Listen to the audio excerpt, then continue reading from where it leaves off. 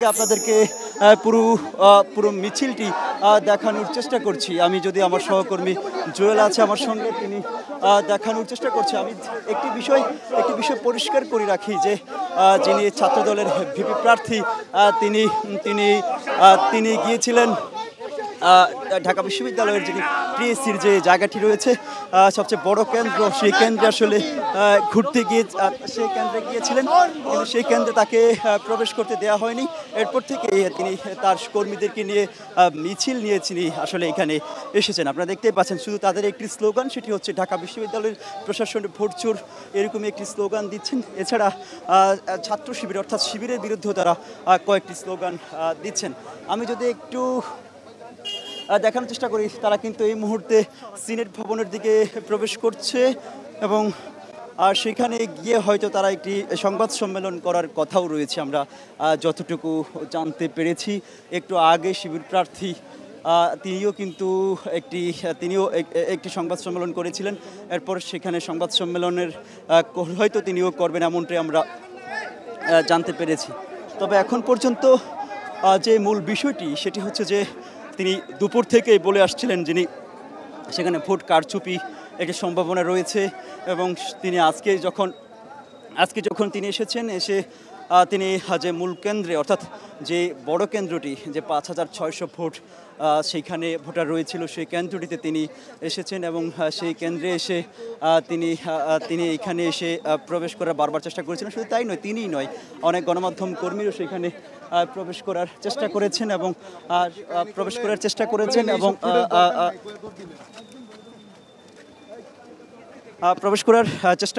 কিন্তু তাকে সেখানে প্রবেশ করতে দেওয়া হয়নি। এরপর থেকে তিনি আসলে টিএসসি থেকে তার কর্মীদেরকে নিয়ে মিছিল নিয়ে তিনি এসেছেন একটি সিনেট ভবন, অর্থাৎ যেখান থেকে ফল প্রকাশ করা হবে।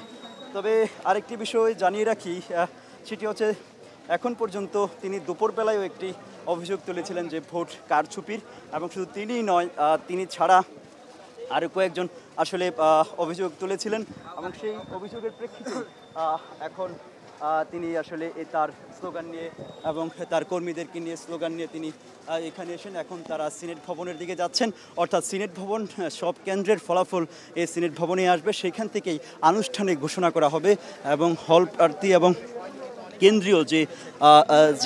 কেন্দ্রীয় যে সংসদ রয়েছে, এই সংসদে কারা নির্বাচিত হবেন সেই ফলাফল সেখান থেকেই ঘোষণা করবেন। সেইটা আমরা একটু সামনে যাওয়ার চেষ্টা করি। এতক্ষণ আমরা তাকেই অনুসরণ করছিলাম, যিনি ভিপি প্রার্থী আবিদ ছাত্রদলের, তার সঙ্গে আমরা ছিলাম। এখন আমরা আছি একেবারে সিনেট ভবনের ভিতরে, অর্থাৎ তারা সেখানে যাবেন, সেখানে গিয়ে এখানে যারা রয়েছেন তাদের সঙ্গে সেখানে কথা বলবেন এবং সেখানকার পরিস্থিতি এবং সবশেষ কী অবস্থা সেটি আসলে জানার চেষ্টা করবেন। আমরা একেবারেই তাদের সঙ্গে আমরা একেবারে সিনেট ভবনের ভিতরে আমরা যাচ্ছি এবং সেখানে গিয়েই আমরা দেখব আসলে। আমরা এখন রয়েছে একেবারে সিনেট ভবন, যেখান থেকে প্রকাশ করা হবে কেন্দ্রীয় সংসদ আর ফলাফল। আমরা তার সঙ্গে সঙ্গে সেখানে আমরা যাচ্ছি। ছাত্রদলের যিনি ভিপি প্রার্থী আবিদ রয়েছেন এবং অন্যান্য ছাত্রদলের প্যানেল সমর্থিত যেসব প্রার্থীরা রয়েছে, মোটামুটি আমরা সকলকে এখানে দেখতে পেয়েছি। শুধু তাই নয়, এখানে অন্যান্য ছাত্রদলের অন্যান্য যে কর্মীরা রয়েছে তাদেরকেও আমরা এখানে দেখতে পেয়েছি। আমরা একটু দেখানোর চেষ্টা করি, তারা সেখানে গিয়েছে, তার সঙ্গে অসংখ্য কর্মী রয়েছে এবং তারা স্লোগান দিচ্ছিলেন যে ঢাকা বিশ্ববিদ্যালয় প্রশাসন ভোট কারচুপির সঙ্গে জড়িত, এবং শুধু তাই নয়, ছাত্র শিবির প্যানেল সমর্থিত যারা রয়েছে তারাও ভোট কারচুপি করেছেন বলে এমনটা আসলে জানিয়েছে। যদিও এখন পর্যন্ত কোনো ফলাফল প্রকাশ করা হয়নি এবং ফলাফল কোন পর্যায়ে যাবে সেটিও ধারণা করা যায়নি। তাদের মূল উদ্দেশ্য ছিল যে প্রথমে যখন তাদের বিরুদ্ধে তারা টিএসসির যে কেন্দ্র রয়েছে সেই কেন্দ্রে প্রবেশ করতে চেয়েছিলেন, কিন্তু তাকে প্রবেশ করতে দেয়নি। শুধু তাকেই নয়, কোনো গণমাধ্যম কর্মীকেও সেখানে প্রবেশ করতে দেওয়া হয়নি। এখন তারা সিনিয়র যে সেক্রেটারি যে কক্ষটি রয়েছে সেইখানে তিনি যাওয়ার চেষ্টা করছেন। অসংখ্য গণমাধ্যম কর্মী রয়েছে এখানে এবং সেইখানে আমরা দেখব যে তিনি কার সঙ্গে কথা বলবেন এবং তার বক্তব্য কী সেটিও আমরা জানার চেষ্টা করব।